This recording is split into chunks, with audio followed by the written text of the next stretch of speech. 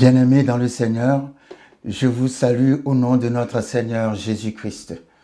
Nous sommes à l'aube d'une année nouvelle et Florence et moi, le ministère La Foi Victorieuse, nous tenons à vous souhaiter une année 2019 ointe, c'est-à-dire remplie et débordante de la présence de Dieu, de la présence de l'onction de Dieu, de la présence de l'Esprit de Dieu.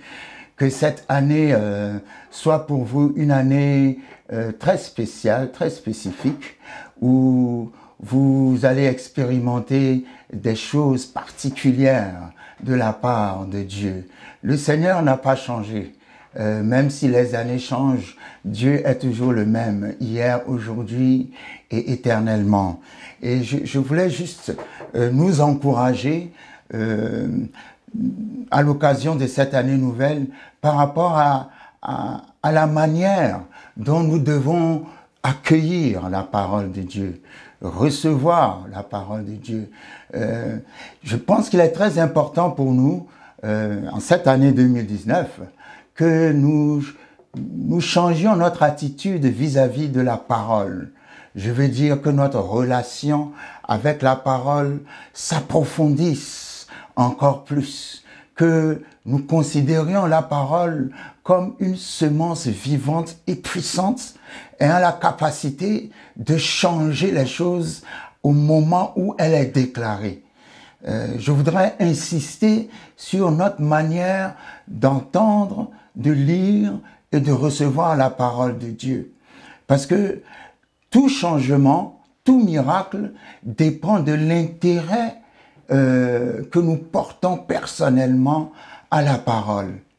Nous pouvons entendre la parole parce que c'est la parole, on l'a entendue.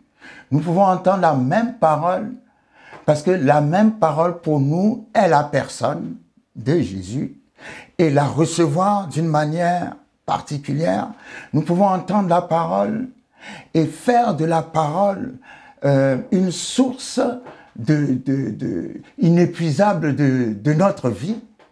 Nous pouvons entendre la parole, dormir sur cette parole et faire de cette parole notre nourriture, notre pain quotidien.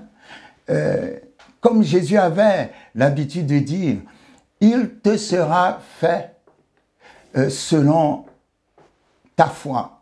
Ça veut dire tout simplement, il te sera fait selon la manière dont tu considères la parole, selon la manière dont tu reçois la parole. Je voudrais juste rappeler que la parole est porteuse de vie. Avec la parole de Dieu, il y a la puissance de donner naissance. La parole elle-même, elle est Dieu. La parole est la vie de Dieu. La parole est l'Esprit de Dieu. Lorsque la parole est prêchée, nous devons la recevoir d'une manière particulière afin que cette parole soit efficace dans notre situation. Et c'est pour cela que je voudrais parler de la puissance de donner naissance. Vous savez, lorsqu'on réfléchit à la mort et à la vie, il y a une chose dont on doit se rendre compte, c'est que la parole de Dieu emmène toujours la vie là où la mort a sévi. Lorsque nous voyons comment Dieu a créé le monde, nous nous rendons compte de la puissance créatrice qu'il y a dans la parole de Dieu. Lorsque nous déclarons ces paroles, nous changeons notre environnement, nous changeons nos circonstances, nous changeons nos situations, parce que dans la parole de Dieu, il y a l'Esprit de Dieu, il y a la vie de Dieu. Jésus a dit dans Jean chapitre 6, « Mes paroles sont esprit et vie. » Je souhaite vivement que cette année 2019 soit une opportunité pour nous d'être encore plus familiers avec la parole de Dieu. De nous rendre encore plus intimes avec la parole de Dieu. Et cette intimité va nous amener à un niveau où nous allons expérimenter le surnaturel dans tous les domaines de la vie. Parce que parfois nous cherchons la réponse à nos problèmes ailleurs. Mais tout est dans la parole de Dieu. Il n'y a pas dans la vie que nous vivons une seule circonstance qui ne trouve pas sa référence dans la parole de Dieu. Il y a toujours une parole pour la situation que nous traversons. Mais c'est à nous de décider. Vous savez, l'année n'est pas nouvelle parce que, comment dirais-je, on a changé d'année. L'année est nouvelle parce que nous avons pris des décisions nouvelles. C'est les décisions que nous prenons à l'aube de l'année qui vont faire de cette année une année nouvelle ou pas. On peut bien rentrer dans une année nouvelle avec l'ancienne mentalité, l'ancienne façon de faire les choses. En cela, je ne vois pas en quoi il y a une nouveauté. Non, la nouveauté vient du fait que des décisions ont été prises. Je décide que cette fois-ci, à partir de cette année, je vais faire ci, je vais faire ça, je vais faire ci, je vais faire ça. La décision à laquelle je nous invite pour 2019, c'est décidons d'avoir avec la parole une relation un peu plus intime, une relation plus approfondie. Ne prenons pas cette parole de Dieu comme une parole simple. Non, la parole de Dieu n'est pas une parole simple. La parole de Dieu est une parole remplie du souffle de Dieu, remplie de l'Esprit de Dieu, remplie de la puissance de Dieu. Et il est bon, lorsque nous écoutons cette parole, que nous nous disions, nous n'écoutons pas seulement la parole, mais nous écoutons Dieu lui-même.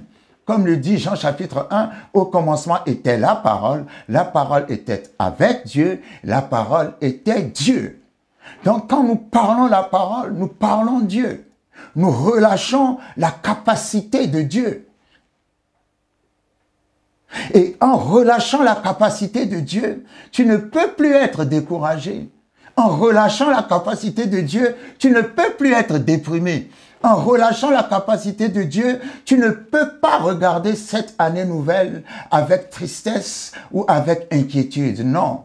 En relâchant la parole de Dieu, en relâchant la capacité de Dieu, tu dois regarder cette année nouvelle comme une opportunité que Dieu te donne d'expérimenter des choses surnaturelles. Et quelqu'un va expérimenter des choses surnaturelles lorsque nous faisons confiance à la parole de Dieu que nous déclarons.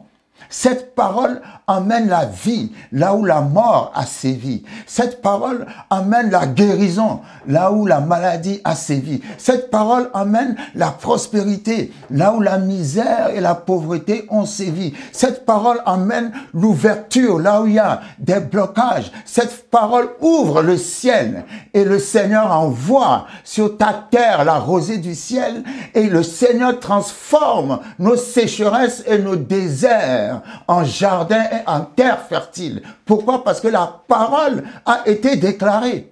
Je déclare dans le nom de Jésus que 2019 verra le ciel ouvert sur toi.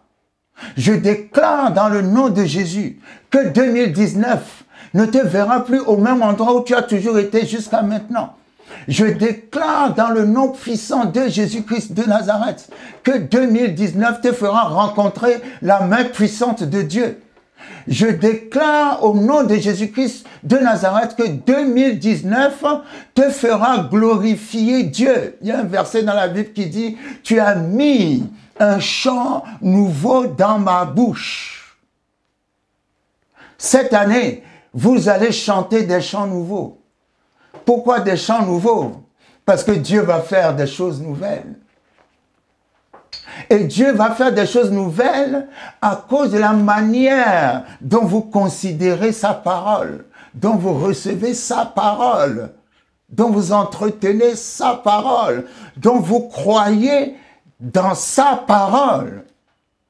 Nous entendons la parole, mais parfois nous ne faisons que juste l'entendre. Non. Prenons la décision, lorsque nous entendons la parole, nous gardons la parole dans notre cœur. Nous entretenons cette parole dans notre cœur.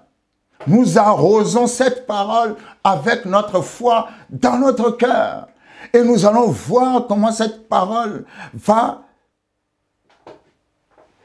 se matérialiser dans notre situation. Nous avons dit que 2019, nous le voyons comme l'année de l'enfantement. Quand je parle d'enfantement, je parle d'incarnation.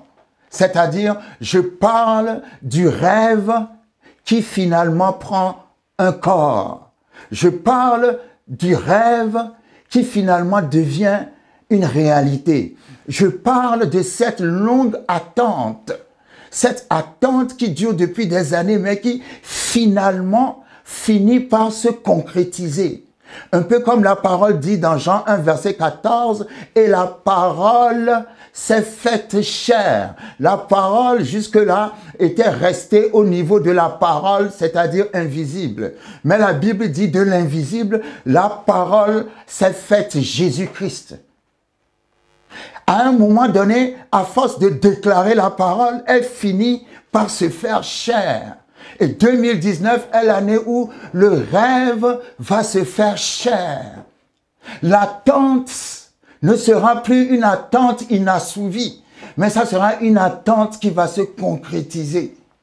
Je te vois accomplir ton rêve cette année 2019. Pourquoi? Parce que tu as changé ta façon d'entendre la parole. Tu as changé ta façon de recevoir la parole. Parce que quand la parole est déclarée, tu ne l'applaudis pas seulement, tu ne l'entends pas seulement, mais tu dis ça c'est pour moi, tu la reçois et tu la déclares dans ta situation. Et à force de la déclarer dans ta situation, vous savez, la Bible dit dans le livre de Jérémie, Dieu dit, ma parole est un marteau qui brise le roc. À force de la déclarer, de la déclarer, de la déclarer, de la déclarer, cette situation négative va finir par être brisée de Jésus. Je voudrais qu'on fasse de la parole une approche particulière. Lorsque nous entendons la parole, nous devons savoir, nous avons entendu un trésor, nous avons entendu une richesse, nous avons reçu un médicament sur lequel nous allons méditer. Nous allons méditer là-dessus jusqu'à ce qu'elle se fasse chair. La parole finit toujours par se faire chair. La parole finit toujours par se manifester. Manifester veut dire sortir de l'invisible pour entrer dans le visible. Dans le nom de Jésus, je vois des rêves sortir de l'invisible pour entrer dans le visible. Je vois des manifestations, des incarnations de visions. Dans le nom puissant de Jésus-Christ de Nazareth. Cette année, tu ne dois plus être au même endroit où tu étais avant, où tu es depuis des années. Pourquoi? Parce que tu as pris la décision de te fonder sur la parole, de faire de cette parole ton unique trésor, de la déclarer, de la voir s'incarner, se manifester et te montrer la gloire de Dieu. Parce que dans la parole, il y a la puissance de donner naissance. La puissance de changer les choses. La puissance d'emmener la vie là où la mort a toujours régné. La seule chose dans laquelle ne se trouve pas la mort, c'est dans la parole.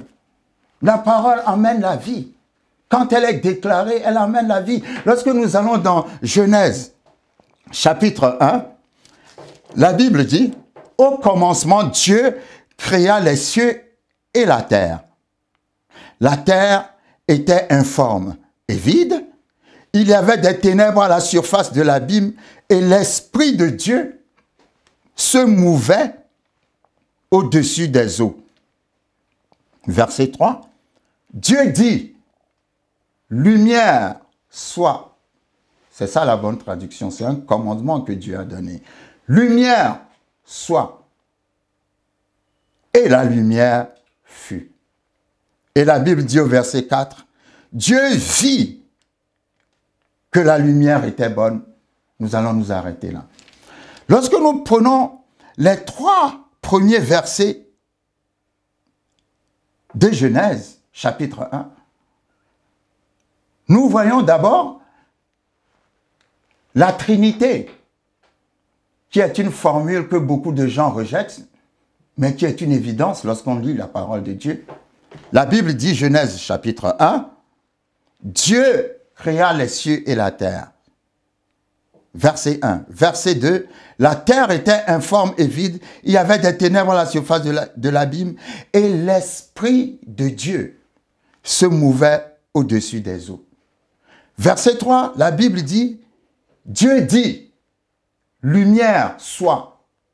Quand la Bible dit, Dieu dit, ce que nous voyons, c'est quoi? Nous voyons la parole de Dieu. Donc, verset 1, Dieu créa les cieux et la terre. Verset 2, l'Esprit de Dieu se mouvait au-dessus des eaux. Verset 3, Dieu dit, la parole de Dieu. Nous voyons Dieu, nous voyons l'Esprit de Dieu, nous voyons la parole de Dieu, qui, selon Jean chapitre 1, est Jésus-Christ. Puisque la Bible dit dans Jean chapitre 1, et la parole a été faite chair, ou et la parole a été faite Jésus-Christ. Donc, dès le départ, nous voyons les 3 personnes. Nous voyons le Père, nous voyons le Saint-Esprit, et nous voyons Christ, qui ne s'est pas encore incarné, mais qui était la parole. Donc, Dieu s'est présenté dès le départ comme la Trinité. Et en se présentant de cette façon, il nous a montré un principe. Les premières choses dans la Bible sont des fondements que l'on ne peut plus changer ni briser. Nous voyons dans la création que la Bible dit, verset 3, Dieu dit que la lumière soit, et la lumière fut.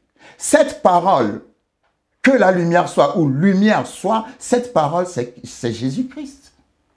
La Bible dit, l'Esprit de Dieu se mouvait au-dessus des eaux. Qu'est-ce qu'il faisait au-dessus des eaux? Il attendait la parole. Dès que la parole est venue, l'Esprit a manifesté la parole. L'Esprit a donné un corps à la parole. Donc, ce que la parole a dit, s'est manifesté immédiatement. Vous verrez toujours que l'Esprit marche toujours avec la parole. D'ailleurs, Éphésiens chapitre 6 dit que la parole est l'épée de l'Esprit. Là où vous voyez la parole, vous verrez le Saint-Esprit. Là où vous voyez le Saint-Esprit, vous verrez la parole. Et l'Esprit ne dément pas la parole et la parole ne dément pas l'Esprit. Donc, ce que Dieu nous montre ici, et c'est sur cela que je veux me baser pour nous inviter à considérer la parole autrement. C'est que la Bible dit, Dieu dit que la lumière soit et la lumière fut. Verset 4, Dieu vit que la lumière était bonne. La Bible dit, Dieu dit. Ensuite, la Bible dit, Dieu vit. Dieu dit, ensuite la Bible dit, Dieu vit. Dieu a vu ce qu'il a dit. Vous voyez, ce principe, depuis la Genèse jusqu'à maintenant, est toujours à l'œuvre. Si nous comprenons que la parole de Dieu qui sort de notre bouche est une parole qui a la puissance de donner naissance ou de donner la vie, nous allons faire attention à la manière dont nous recevons cette parole, à la manière dont nous y croyons, à la manière dont nous marchons selon elle. Parce que la parole a la capacité d'être dite et d'être vue.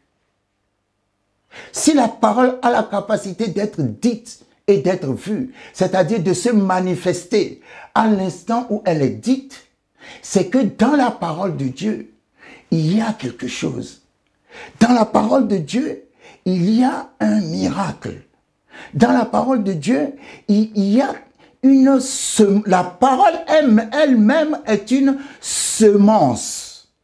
Parce que la semence, c'est la graine porteuse de vie qui finit par relâcher cette vie. Lorsque vous êtes dans une situation et que l'on déclare une parole sur vous, cette parole, vous devez la recevoir nous devons la recevoir comme une semence dans notre cœur. Et cette semence dans notre cœur finit toujours par produire ses fruits. La parole n'est pas vide. La parole n'est pas stérile. La parole n'est pas vaine. La parole est remplie de Dieu. La parole est remplie de miracles. La parole est remplie de surnaturel. Lorsque nous lisons Marc chapitre 4, dans Marc chapitre 4, le Seigneur Jésus a présenté la parole comme la semence. Et j'aime bien cette idée, cette image de semence. Parce qu'il dit dans Marc chapitre 4, la Bible dit, une grande foule s'étant assemblée auprès de lui, c'est-à-dire Jésus, il monta et s'assit dans une barque sur la mer. Toute la foule était à terre sur le rivage. Il leur enseigna beaucoup de choses en paraboles et il leur dit dans son enseignement, écoutez, un semeur sortit pour semer. Comme il semait, une partie de la semence tomba le long du chemin. Les oiseaux vinrent et la mangèrent. Une autre partie tomba dans un endroit pierreux où elle n'avait pas beaucoup de terre. Elle leva aussitôt parce qu'elle ne trouva pas un sol profond. Mais quand le soleil parut, elle fut brûlée et sécha faute de racines. Une autre partie tomba parmi les épines. Les épines montèrent et l'étouffèrent et elle ne donna point de fruits. Une autre partie tomba dans la bonne terre. Elle donna du fruit qui montait et croissait, et elle rapporta 30, 60 et 100 pour un. Puis il dit que celui qui a des oreilles pour entendre, entende. Lorsqu'il fut en particulier, ceux qui l'entouraient avec les 12 l'interrogèrent sur les paraboles. Il leur dit, c'est à vous qu'a été donné le mystère du royaume de Dieu, mais pour ceux qui sont dehors, tout se passe en parabole, afin qu'en voyant, ils n'aperçoivent point, et qu'en entendant, ils entendent et ne comprennent point, de peur qu'ils ne se convertissent et que les péchés ne leur soient pardonnés. Vous voyez, Jésus a parlé à la foule et il a donné la parabole du semeur. Il dit, un semeur sorti pour semer. Jésus est le semeur sorti pour semer, la semence est la parole. Et il dit, pendant qu'il semait, il y a une partie de la semence qui est tombée le long de la route, d'autres qui sont tombés dans des épines, d'autres qui sont tombés sur des pierres, d'autres qui sont tombés sur la bonne terre. Mais vous savez quoi? Ce que j'aime dans cette parabole, c'est que quel que soit l'endroit où la semence est tombée, la semence n'est pas restée stérile. La semence a grandi. Quel que soit l'endroit dans lequel elle est tombée. Le seul problème qu'il y a eu, c'est que la semence, quand elle est tombée sur la pierre, n'a pas pu grandir vraiment parce qu'il n'a pas pu, la semence n'a pas eu des racines. Lorsqu'elle est tombée dans une terre sèche, ça n'a pas pu, ça a été brûlé et séché, mais ça a eu le temps quand même de croître. Quel que soit l'endroit où la semence est tombée, d'abord la semence a manifesté la vie. Mais cette vie n'a pas été conservée à cause des conditions de l'endroit où la semence est tombée. Les conditions, c'est notre cœur. C'est notre façon à nous de recevoir la parole. Parce que quelles que soient, comment dirais-je, les conditions de ton cœur, la parole emmène toujours la vie.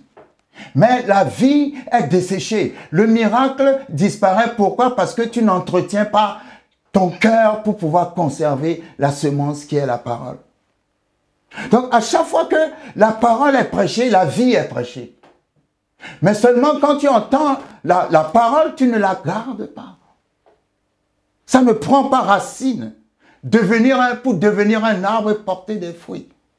Et Jésus, en donnant la parabole du semeur, lui-même étant le semeur, et la parole étant la semence, il a dit ceci, Marc chapitre 1, verset 13, il leur dit encore, vous ne comprenez pas cette parabole, comment donc comprendrez-vous toutes les paraboles? C'est-à-dire, si nous ne comprenons pas la parabole du semeur, nous ne pouvons comprendre aucune autre parabole. Si nous ne comprenons pas la parabole du semeur, nous ne pouvons pas comprendre le principe sur lequel le royaume est bâti. Si nous ne comprenons pas la parabole du semeur, nous allons rater notre miracle et passer à côté de beaucoup de choses. Et après, il va expliquer lui-même en disant, verset 14, « Le semeur sème la parole. Les uns sont sur le long du chemin, où la parole est semée. Quand ils l'ont entendue, aussitôt Satan vient et enlève la parole qui a été semée en eux. Les autres, pareillement, reçoivent la semence dans les endroits pierreux. Quand ils entendent la parole, ils la reçoivent d'abord avec joie, mais ils n'ont pas de racine en eux-mêmes.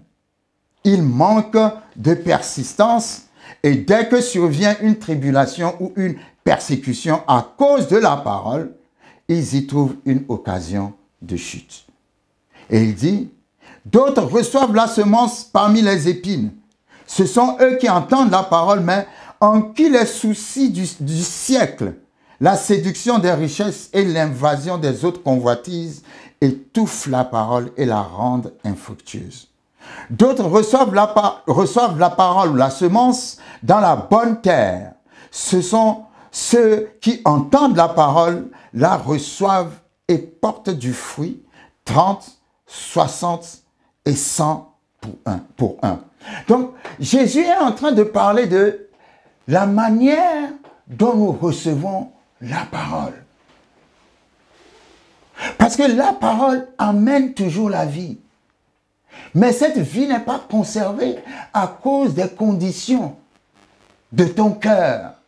La Bible dit, il y a ceux qui reçoivent la parole, mais les soucis de ce siècle, les convoitises, les richesses de ce monde font en sorte qu'ils ne peuvent pas garder cette parole. Il y en a qui reçoivent la parole dans des endroits pierreux. Ça ne prend pas racine. Il y en a qui reçoivent la parole et ils reçoivent la parole dans la bonne terre. Ils l'ont entendue, ils l'ont reçue, ils ont cru en elle. Et ceux-là expérimentent la croissance de la parole qui est la semence. Et 1 Pierre chapitre 1 appelle la parole la semence incorruptible. C'est-à-dire la semence qui ne meurt jamais. Si la parole est en toi, la parole ne mourra jamais en toi. Parce que la parole emmène la vie de Dieu en toi. 1 Pierre chapitre 1, à son verset 23 dit, « Puisque vous avez été régénérés », régénérer veut dire passer de la mort à la vie. Vous avez été ressuscités. Vous avez été régénérés. Non pas une semence corruptible, mais par une semence incorruptible, par la parole vivante et permanente de Dieu. Il y a dans la parole de Dieu quelque chose d'incorruptible qui fait que quand tu entends cette parole-là, cette parole produit automatiquement la vie en toi. Quand vous observez la semence, partout où elle est tombée, il y a une manifestation de vie. Dans d'autres exemples, la vie n'a pas continué parce que ça a été mal entretenu. Soit c'est tombé dans des terres de pierre, dans des épines, mais dès que la semence est arrivée, elle arrive avec la vie. Reçois la vie alors que tu écoutes la parole de Dieu. Et si tu reçois cette vie alors que tu écoutes la parole de Dieu, cette vie va produire en toi le miracle dont tu as besoin pour cette année 2019. Change ta façon d'écouter la parole, Change ta façon de recevoir la parole. Fais de cette parole tout ce que tu as. D'ailleurs, tu n'as besoin de rien d'autre. Tu n'as besoin que de la parole. Vous savez, la puissance de donner naissance se trouve dans la parole de Dieu.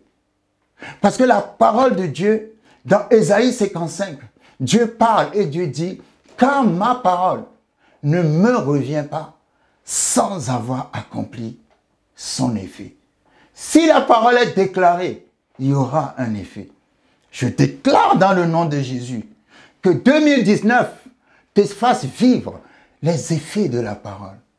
On a passé du temps à l'entendre, on a passé du temps à l'écouter, on a passé du temps à la lire, mais maintenant il faut qu'on fasse de cette parole notre nourriture quotidienne au point qu'elle finisse par prendre chair. Et elle prendra chair cette année. Cette année, la parole de Dieu va donner naissance. La Bible dit dans Genèse chapitre 29 que Léa n'était pas aimée dans son foyer. L'Éternel ayant vu que Léa n'était pas aimée, ouvrit ses entrailles. Vous voyez, quand nous recevons la parole doit affecter nos entrailles. Les entrailles, c'est l'endroit de la conception. Ça peut être les entrailles physiques, comme ça peut être les entrailles spirituelles. Mais les entrailles, c'est l'endroit où la semence arrive. Et parce que la semence arrive dans cet endroit, il y a quelque chose de surnaturel qui va se passer. Cette année, chaque parole qui est déclarée, que cette parole soit une semence qui entre dans tes entrailles.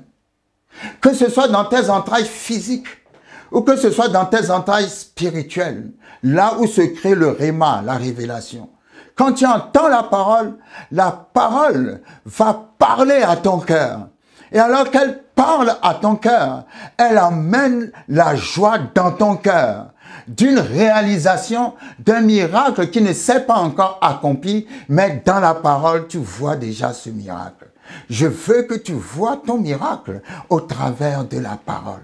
Parce que la parole ne ment pas. Si la parole est déclarée, elle va s'accomplir. Vous voyez que notre foi nous amène à ce niveau-là. Que notre foi nous amène à un niveau tel que nous n'avons pas besoin d'autre chose que de la parole.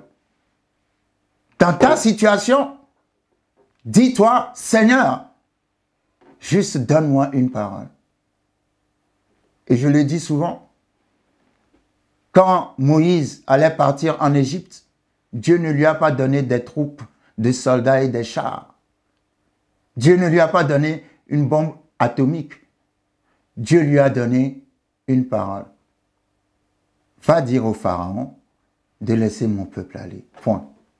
Rien que cette petite parole, vous avez vu tous les miracles qui se sont manifestés en Égypte et vous avez vu la manière dont Moïse a sorti le peuple hébreu de la terre égyptienne.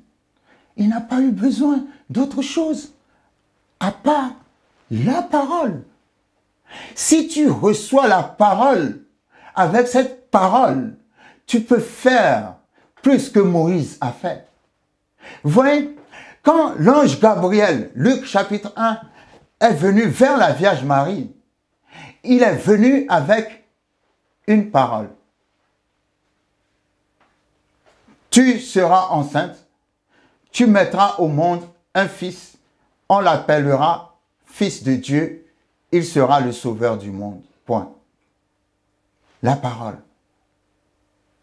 Marie dit, je n'ai jamais vu une femme tomber enceinte sans l'intervention d'un homme. L'ange lui a dit, ne cherche pas à savoir comment ça va se passer. Parce que l'Esprit de Dieu viendra sur toi. Et la puissance du Très-Haut te couvrira de son ombre. Je vais vous dire quelque chose. La parole, j'ai dit tout à l'heure, marche toujours avec l'Esprit. Quand la parole est déclarée, la parole transporte la puissance du Très-Haut. Quand tu reçois la parole, alors la puissance du Très-Haut te couvre de son ombre. Et lorsque la puissance du Très-Haut te couvre de son ombre, il y a enfantement dans tes entrailles. Je ne sais pas si quelqu'un me suit. Parce que Marie a juste reçu la parole. Et la puissance du Très-Haut qui était dans la parole l'a couverte de son ombre. Et la parole s'est transformée en Jésus dans son ventre. Et c'est ce phénomène d'enfantement, parce que la parole a la puissance de donner naissance. C'est ce phénomène-là que je veux que tu expérimentes cette année. Que alors que la parole est déclarée, de la manière dont tu reçois la parole, que la puissance du Très-Haut te couvre de son ombre. Parce que dans la parole se trouve la puissance. Et cette puissance donne naissance à ton rêve, donne naissance à ta vision, donne naissance à tout ce qui a été impossible à toi jusqu'à maintenant. C'est banal. Venir voir quelqu'un, juste déclarer une parole et automatiquement, quand l'ange Gabriel a quitté Marie, Marie n'était plus la même. Pourquoi? À cause de la parole. Comment toi tu peux encore rester le même ou la même après avoir entendu cette parole? Non, reçois la parole dans ta stérilité. Reçois la parole dans ton désert. Reçois la parole dans ta sécheresse. Reçois la parole dans ton manque. Reçois la parole dans ton besoin. Reçois la parole dans ta famine. Reçois la parole dans ta maladie. Reçois la parole dans tout ce qui est menace et qui pèse sur ta vie. Et cette parole va enfanter le miracle. Juste reçois. Vous savez, la foi est tellement simple et compliquée. Jésus a dit à Bartimée, crois seulement. Je ne te demande pas grand-chose. Juste crois. J'aime la banalité de la puissance de Dieu. Pourquoi je parle de banalité? C'est-à-dire, la puissance vient d'une manière banale. La puissance vient d'une manière banale. Genèse 18, Abraham était à la maison avec Sarah. Ils reçoivent la visite de 3 visiteurs. Sur les 3 visiteurs, il y en a un qui parle à Abraham et qui dit, l'année prochaine, à la même période, ta femme Sarah aura un fils. Bon. C'est juste une parole. C'est juste la parole de Dieu. Il n'y a pas eu de tracas, de guerre. Non, non, non. L'année prochaine, à la même période, Sarah, ta femme, aura un fils. Point. Et l'année prochaine, à la même période, Sarah a eu un fils. Mais la banalité de cette parole, même parce que cette parole est de Dieu, a brisé l'impossible dans la situation de Sarah. Quand Sarah a entendu la parole la première fois, elle a ri. Genèse 18. Parce qu'elle ne pensait pas que ça soit possible. Qu'est-ce que tu vas dire si je te déclare qu'en 2019, ce que tu ne pensais pas va être possible? Ah, tu as juste besoin de croire seulement. Je déclare l'impossible, que ton impossible est devenu possible. Dans le nom puissant de Jésus. Je déclare que cette parole qui sort de ma bouche et qui n'est pas ma parole, mais la parole de Dieu, va affecter tes entrailles et tes entrailles vont enfanter dans le nom puissant de Jésus. Dans 2 Rois chapitre 4, Élisée est rentré dans la maison de la Sunamite, qui l'a accueilli. Il voulait tellement bénir cette femme. Mais la femme avait tout. Elle n'avait aucun manque. La Bible l'appelle une femme de distinction. Mais le serviteur d'Élisée a remarqué un manque. Elle n'avait pas de fils. Alors Élisée a dit, appelle-moi cette femme. L'année prochaine, à la même période, tu auras un fils. Bon. Et la Bible dit, et l'année prochaine, la chose se passa comme l'homme de Dieu l'a dit. Quelles sont ces paroles qui emmènent l'enfantement? Quelles sont ces paroles qui détruisent les montagnes? Quelles sont ces paroles qui changent l'histoire de ta génération? Quelles sont ces paroles qui emmènent le possible dans l'impossible? Quelles sont ces paroles qui mettent des ouvertures, des chemins là où il n'y en a pas? Ce sont les paroles de Dieu. Ce sont les paroles de ce livre. Et cela s'opère selon la manière dont tu la reçois aussi. L'homme de Dieu m'a parlé, j'ai reçu. Ce que l'homme de Dieu a dit, je reçois et je me tiens sur cette parole-là. Parce que c'est la parole de Dieu. La parole de Dieu n'échoue jamais.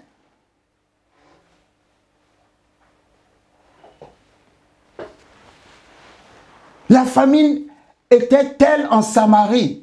Dans 2 Rois chapitre 7 ou 6, la famine était telle en Samarie que la Bible dit que les femmes mangeaient leurs enfants.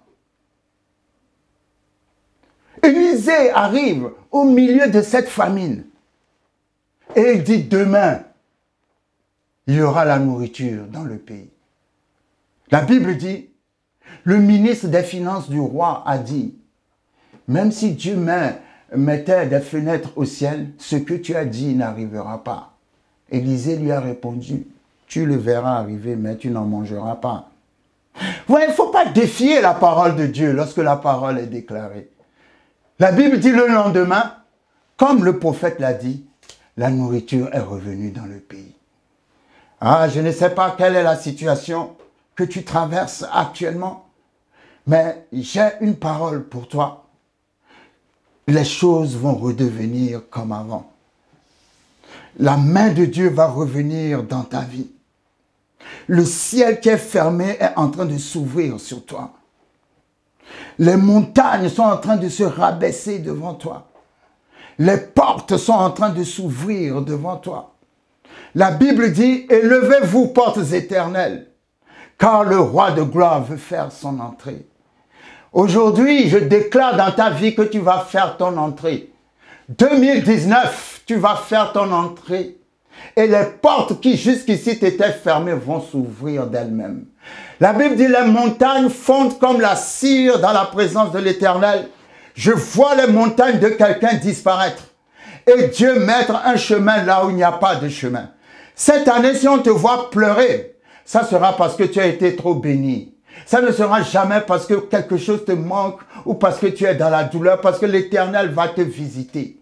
Si tu prends la décision ce soir d'entretenir avec la parole une relation personnelle, d'entretenir avec la parole une relation particulière, tu vas expérimenter l'enfantement dont je suis en train de parler. L'enfantement, c'est la réalisation. Jusqu'ici, on ne t'a jamais vu travailler. Jusqu'ici, tu as toujours été au chômage. Jusqu'ici, tout ce que tu as tenté n'a jamais marché. Mais cette année, tu vas créer quelque chose.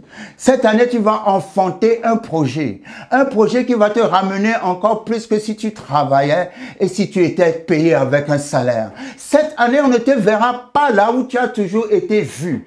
Parce qu'il y a le pouvoir, la puissance d'enfanter dans la parole de Dieu. Vous voyez, la Bible dit, mais à tous ceux qui ont reçu la parole a donné le pouvoir de devenir enfant de Dieu. C'est-à-dire à tous ceux qui ont reçu Jésus, à tous ceux qui ont reçu la parole leur a redonné une vie nouvelle. La parole amène toujours la vie. Je prie qu'en cette année, la parole de Dieu affecte ta vie. Affecte ta vie avec la vie de Dieu. Affecte ta vie avec une onction de résurrection. Affecte ta vie avec une foi qui soulève les montagnes. Même si tu n'y as jamais cru jusqu'à maintenant, je t'impose la foi en cet instant précis. Tu vas y croire. Tu vas y croire parce que rien n'est impossible à Dieu. La Bible dit, car aux hommes, cela n'est pas possible, mais à Dieu, rien n'est impossible. Seigneur, merci pour ta parole. Merci pour ta parole. Mets dans notre cœur la soif de recevoir ta parole et d'en faire notre trésor. Vous voyez, les gens passent. Beaucoup de gens passent à côté de leur miracle. Lorsque l'homme de Dieu vient et déclare quelque chose sur toi, il faut recevoir cela comme ton trésor. J'aime bien, la Bible dit que quand Joseph était petit, il s'amusait en disant à ses frères et à son père, oui, Dieu m'a fait montrer un rêve et il m'a dit que je serais vraiment élevé et tout ça. Et Jacob lui disait, tais-toi. Mais la Bible disait, mais Jacob avait gardé le souvenir de ces choses. Vous voyez, Jacob avait entendu ce que son fils disait, il y avait cru. Il n'en parlait pas, mais au fond de son cœur, il y avait cru, jusqu'à ce que Joseph devienne Premier ministre un jour. C'est de la même manière que la Vierge Marie aussi avait reçu la promesse. La Bible dit, et elle repassait ces choses dans son cœur. Quand tu reçois la parole, repasse-la dans ton cœur. Parce qu'en repassant la parole dans le cœur, c'est cela qui donne la vie à cette parole. Et cette parole finit par se manifester, c'est-à-dire à sortir du monde invisible pour se rendre visible. Seigneur, merci pour une année nouvelle qui commence par des décisions nouvelles. La première décision que nous prenons, c'est de te suivre dans ta parole. C'est faire de ta parole notre parole. C'est considérer ta parole comme ta personne. Considérer ta parole comme ton Esprit Saint. Considérer ta parole comme ton Fils Jésus-Christ. Et alors que nous prenons cette décision, je prie, Seigneur, que la capacité d'enfanter, la puissance de donner naissance qui est dans la parole se manifeste dans la situation de tes enfants. Merci Seigneur que cette année soit remplie de témoignages. De témoignages qui viennent du fait que la parole a été déclarée et parce qu'elle a été déclarée, elle a été manifestée. Dieu parle dans Ézéchiel et Dieu dit dans Ézéchiel, car il n'y aura plus de délai dans l'accomplissement de ma parole. Parce qu'à l'instant où ma parole sera déclarée, à l'instant, cette parole sera accomplie. Seigneur, merci pour la vie de tes enfants. Merci pour de nombreux témoignages. Merci parce que nous voyons que ta parole est esprit et vie. Et je la relâche dans la situation de tes enfants. Merci Seigneur pour la résurrection, la guérison, la délivrance, la restauration, le miracle, la prospérité, les portes qui s'ouvrent, l'élévation. Merci Seigneur parce que le ciel est ouvert, parce que le ciel est en accord avec ta parole. Dans le nom puissant de Jésus-Christ de Nazareth.